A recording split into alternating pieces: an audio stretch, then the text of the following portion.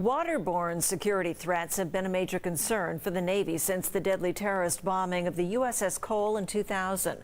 But as inewsource investigative reporter Brad Racino has uncovered, security gaps at San Diego shipyards may be putting billion-dollar Navy warships at risk. San Diego's 3 private shipyards, BAE Systems Ship Repair, HII San Diego Shipyard, and General Dynamics NASSCO, are responsible for building, repairing, and maintaining Navy ships.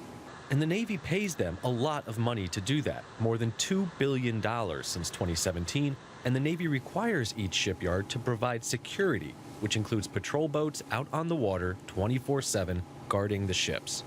Yet multiple inewsource surveillance trips have found that even though the yards are getting taxpayer money to provide those boats, they're not always doing it.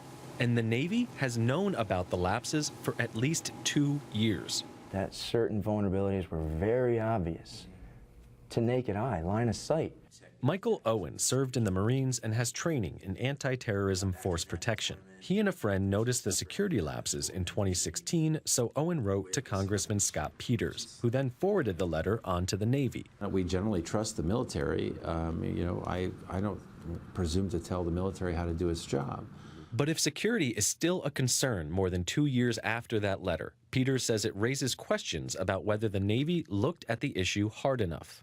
His office has reached out to the House Armed Services Committee to get the maritime security issues addressed. I suspect that the people who are leading the Armed Services Committee, both Republicans and Democrats, would want to get the answer to this as well. inewsource spoke to representatives from the 3 shipyards. All said they were in compliance with security requirements, but didn't provide evidence that contradicts what our photos and videos show.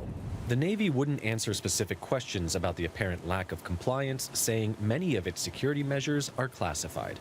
For News 8, I'm inewsource investigative reporter Brad Racino.